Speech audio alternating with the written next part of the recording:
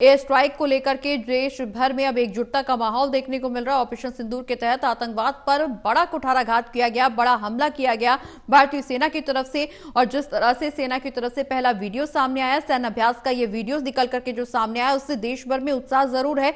और जो ऑपरेशन सिंदूर जो शुरू किया गया, उससे देश भर में जश्न का माहौल है। और कहीं ना कहीं एक संतुष्टि की लहर भी लोगों में अब देखने को मिल रही, क्योंकि लंबे समय से सवाल यही किया जा रहा था कि पहलगाम आतंकी हमले के जो दोषी हैं उन पर कार्रवाई कब होगी। ज्यादा जानकारी के लिए हमारे साथ हमारे असिस्टेंट एडिटर ललित नारायण कांडपाल जी लगातार न्यूज रूम से हमारे साथ लाइव जुड़े हुए, पल पल की अपडेट हम आप तक पहुंचा रहे हैं। ऑपरेशन सिंदूर शुरू हो चुका है ललित जी, और ऐसे में देश भर में जश्न का माहौल है, संतुष्टि की लहर देखने को मिल रही, क्योंकि लगातार इस तरह का बयान भी सामने आ रहा था कि दोषी होंगे उन्हें बख्शा नहीं जाएगा, दोषियों को चुन चुन करके मारा जाएगा, जो भी दोषी होंगे उनके खिलाफ एक्शन लिया जाएगा। और अब ये एक्शन की महज शुरुआत मानी जा रही है कि ये एक सिर्फ शुरुआत है। 10:30 बजे का समय हो गया है। अब सेना की तरफ से जब प्रेस कॉन्फ्रेंस की जाएगी, निश्चित रूप से अब प्रेस कॉन्फ्रेंस पर भी सबकी निगाहें टिकी है कि अगला कदम सेना का और सरकार का क्या होने वाला है। उससे पहले मैं आपको एक जानकारी दे दूं प्रगति की। इस वक्त की एक ताजा खबर यह है कि उत्तर प्रदेश के डीजीपी की ओर से जो है, यूपी डीजीपी की ओर से एक मैसेज किया गया है, एक ट्वीट किया गया है, और पूरे उत्तर प्रदेश में जो है रेड अलर्ट लगा दिया गया है। इस ट्वीट में जो उन्होंने लिखा है कि उत्तर प्रदेश में जो है रेड अलर्ट डिक्लेयर किया जाता है, और जो इंडियन आर्मी ने जो स्ट्राइक की है पाकिस्तान के ऊपर, उसको देखते हुए ये कदम उठाया जा रहा है। उन्होंने सभी यूपी पुलिस के अधिकारियों से लेकर कर्मचारियों को सेना के अधिकारी और सेना की जितनी विंग्स हैं उनके साथ सहयोग करने के निर्देश दिए हैं। और यूपी पुलिस जो है, उन्होंने कहा है कि यूपी पुलिस अलर्ट पर है, इक्विप्ड है और फुल्ली प्रिपेयर्ड है किसी भी तरह की सिचुएशन से निपटने के लिए। तो कुल मिलाकर पाकिस्तान ने जिस तरीके से स्ट्राइक की है, उसके बाद लगातार अलग अलग राज्यों में रेड अलर्ट किया जा रहा है। और अब यूपी से ये खबर निकलकर सामने आई है, डीजीपी यूपी का ट्वीट सामने आया है। और अब मैं आपको दूसरी बात बताना चाहूंगा कि जेपी नड्डा जो कि भारतीय जनता पार्टी के अध्यक्ष हैं, उन्होंने भी जो है भारतीय सेना के शौर्य का परिचय देने वाले इस पूरे हमले को लेकर जो है सेना की भूरी भूरी तारीफ की है।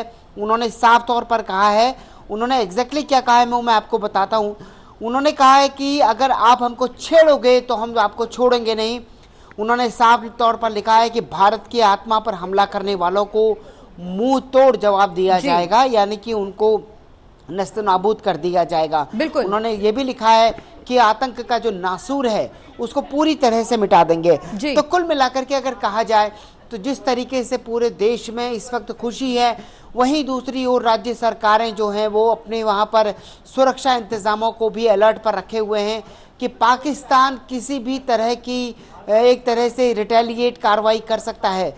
भारत ने जो कार्रवाई की है, 9 जगहों पर कार्रवाई की है भारत ने, और उन भारत की 9 जगहों में पीओके के ज्यादातर हिस्से शामिल हैं, और वो हिस्से शामिल है जहां पर आतंकवादी बिल्कुल ललित जी, जिस तरह से रक्षा मंत्री का बयान सामने आया, विदेश मंत्री एस जयशंकर का बयान सामने आया, गृह मंत्री अमित शाह का बयान सामने आया, क्योंकि जिस तरह से पहलगाम में आतंकी हमला हुआ, आप उस स्ट्रेटेजी को समझने की अगर हम अपने समझाने की अपने दर्शकों को कोशिश करें, क्योंकि धर्म पूछा गया, अगर हिंदू हो तो गोली मार दी गई। उसके बाद जब महिलाओं ने, वहां मौजूद जो महिलाओं ने जिनके पतियों पर हमला किया जा रहा था, जब उन्होंने इस बात का जिक्र किया कि मेरे पति को मार दिया तो मुझे क्यों छोड़ा है, मुझे भी मार दो, उस दौरान बकायदा मैसेज दिया गया आतंकवादियों की तरफ से कि मोदी को जाकर के बता देना।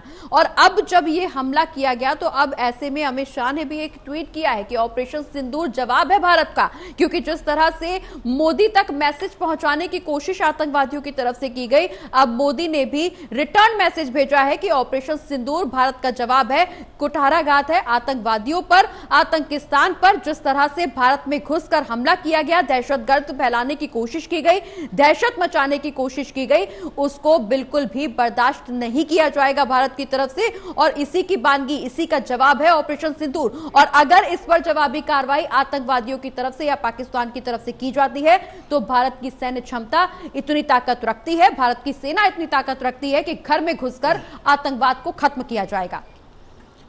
अब बिल्कुल निश्चित तौर पर हम देख रहे हैं कि जिस तरीके से लगातार बड़े बड़े नेताओं के जो रिएक्शन सामने आ रहे हैं, उसमें गृह मंत्री अमित शाह का बयान सामने आया है। उन्होंने भी लिखा है कि हमें अपनी सशस्त्र बलों पर पूरा गर्व है, और जो कार्रवाई आज की गई है, ये पहलगाम में जो निर्दोष लोगों को मारा गया उसका जवाब है।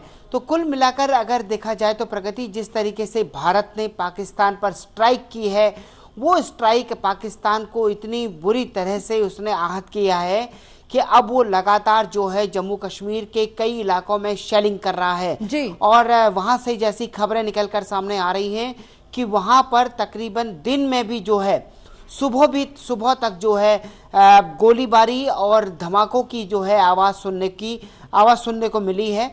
और सबसे बड़ी बात तो ये है कि वहां पर जो आम नागरिक हैं उन सभी नागरिकों को सुरक्षित इलाकों में भेज दिया गया है ताकि वो किसी भी तरह से उनकी जान माल की सुरक्षा की जा सके।